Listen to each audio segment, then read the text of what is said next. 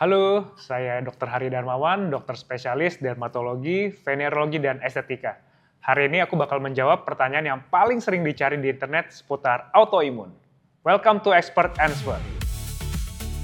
Pertanyaan pertama, dok, apa sih dok sebenarnya penyakit autoimun itu? Oke, ternyata masih banyak nih yang belum familiar tentang penyakit autoimun. Padahal sebenarnya penyakit autoimun itu terjadi lebih sering dari yang kita sadari loh. Sistem imun itu ibarat tentara di dalam tubuh kita. Tugasnya bisa melindungi kita dari musuh seperti bakteri, virus, dan zat asing lainnya. Tapi pada kondisi autoimun, sistem imun menjadi bingung dan justru menyerang tubuh kita sendiri. Terus kenapa sistem imun bisa bingung?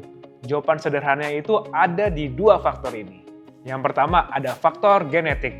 Jadi kalau orang tuamu memiliki autoimun, resiko kamu sebagai anak atau anggota keluarga lain terkena penyakit ini bakal meningkat. Tapi bukan berarti kamu pasti akan kena penyakitnya. Yang kedua itu ada faktor lingkungan. Misalnya karena infeksi virus atau bakteri tertentu, stres berat, merokok, atau paparan lingkungan tertentu. Faktor-faktor ini bisa menjadi pemicu pada orang yang memang punya bakat secara genetik. Jadi autoimun itu bukan murni genetik ya, dan bukan juga semata-mata karena lingkungan. Biasanya kombinasi dari keduanya. Pertanyaan selanjutnya, dok, apakah penyakit autoimun itu menular atau tidak? Kayak yang udah aku jelasin tadi, autoimun itu terjadi karena faktor genetik dan lingkungan, jadi sama sekali tidak menular. Penyakit autoimun itu sebenarnya ada banyak. Dia bisa menyerang sendi, organ dalam, bahkan ke kulit luar. Ini ada beberapa penyakit autoimun yang sering kita dengar, misalkan diabetes tipe 1, lupus, psoriasis, dan juga vitiligo. Pertanyaan selanjutnya, dok, apakah penyakit autoimun itu bisa sembuh atau tidak?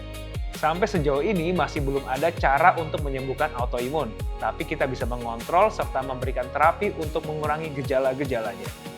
Cara untuk mengontrol gejala autoimun adalah dengan mengelola stres, menjaga pola hidup sehat, dan menambah asupan vitamin D. Nah, vitamin D ini penting nih, karena biasanya penyakit autoimun akan menyerang orang dengan vitamin D-nya yang drop.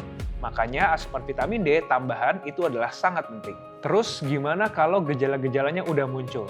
Kita bisa kontrol beberapa penyakit autoimun dengan terapi yang disesuaikan dengan penyakitnya itu sendiri.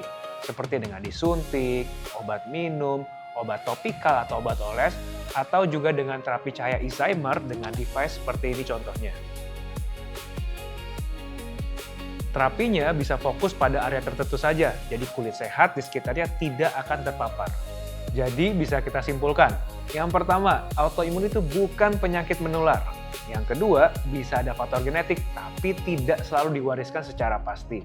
Yang ketiga, biasanya dipicu kombinasi faktor genetik dan juga faktor lingkungan. Dan yang terakhir, terjadi karena sistem imun salah mengenali tubuh sendiri sebagai musuh. Terima kasih sudah menonton, semoga bisa membantu. Jangan lupa untuk like, share, dan subscribe.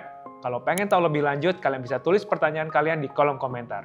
Sampai bertemu di video selanjutnya, jaga kesehatan dan stay informed.